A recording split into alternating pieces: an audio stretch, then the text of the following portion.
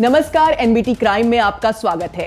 Bollywood heroine की murder mystery पर हमारी सीरीज जारी है।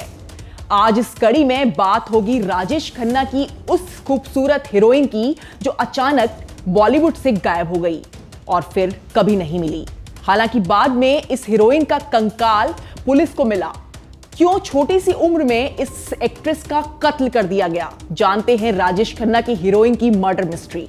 राजेश खन्ना के साथ जब उस हीरोइन ने बोल्ड सीन दिए तो पूरे बॉलीवुड में आग लगा दी। हर कोई उसके कातिलाना अंदाज को देखकर हैरान था। रातों रात अपनी पहली फिल्म से वो बॉलीवुड की बोल्ड हीरोइन में शुमार होने लगी। 68 साल के राजेश खन्ना के साथ 30 साल की इस हीरोइन की ऑन स्क्रीन केमिस्ट्री पर जमकर चर्चा हुई। किसी ने तारीफ की, किसी ने तंज कसा, लेकिन हीरोइन को सबने नोटिस किया। लैला खान का नाम फिल्म वफा से पहले कोई नहीं जानता था, लेकिन साल 2008 में इस फिल्म में लैला खान ने बेहद हॉट सीन दिए।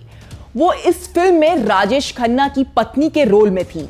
ये फिल्म तो हिट नहीं हो पाई, लेकिन लैला की बोल्डनेस ने उन्हें बॉलीवुड में फेमस करवा दिया। इसके बाद लैला ने फिल्म फरार में काम किया। हालांकि लैला के खाते में कोई हिट फिल्म नहीं आई, लेकिन वो अपनी पर्सनल लाइफ को लेकर हमेशा चर्चा में रही। लैला का नाम आतंकवाद के मामले में भी जुड़ा। 2011 में लैला ने मुनीर खान से शादी की। मुनीर खान बांग्लादेश के एक बैन ऑर्गेनाइजेशन का मेंबर था। मुनीर दुबई में रह रहा था और लैला भी उसके साथ दुबई में बसने की प्लानिंग में थी। वो उस वक्त डायरेक्टर राकेश सावंत की एक फिल्म में एक्टिंग कर रही थी और वो इस प्रोजेक्ट को पूरा करके दुबई में बसने वाली थी। शूटिंग के बीच में कुछ दिन का ब्रेक लेकर वो अपने हॉलिडे होम में छुट्टियां मनाने गई। लैला का ये बंगला मुंबई से करीब 130 किलोमीटर दूर इगतपुरी में था। लैला का पूरा परिवार भी उनके साथ था।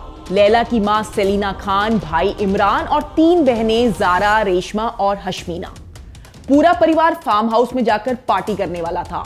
लैला के परिवार के अलावा लैला की मां का तीसरा पति परवेज तक भी इन्हीं के साथ रहता था और वो भी फार्म हाउस के लिए निकल चुका था। दरअसल लैला की मां ने 3 शादियां की थी। लैला सेलिना के पहले पति की बेटी थी।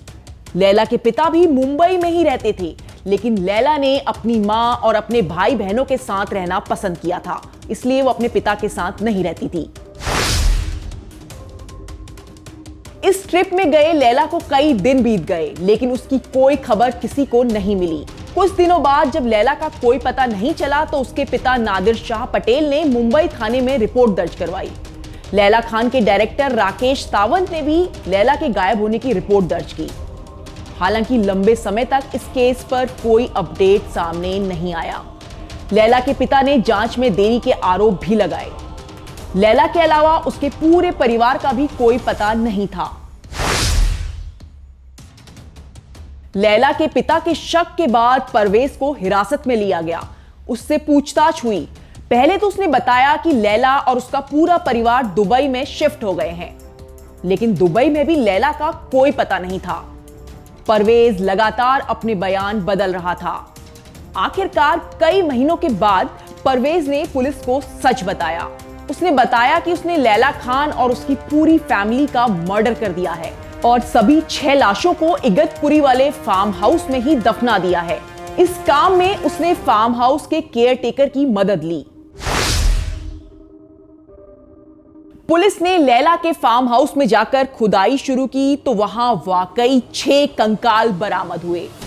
ज्वेलरी और दूसरी चीजों से यह साफ था कि लाश लैला और उसके परिवार की ही है। लैला का सौतेला पिता ही उसका और उसके परिवार का कातिल था। दरअसल परवेज नहीं चाहता था कि लैला और उसका परिवार दुबई में सेटल हो। उसे चिंता थी कि वो उसे दुबई नहीं लेकर जाएंगे। इसके अलावा लैला की मां के अपने दूसरे पति से एक बार फिर नजदीकियां बढ़ने लगी थी, जिसकी वजह से भी परवेज को डर लग रहा था और इसीलिए उसने ये कत्ल किए। आखिरकार 1.5 साल बाद राजेश खन्ना की इस बोल्ड हीरोइन की मर्डर मिस्ट्री सॉल्व हो चुकी थी।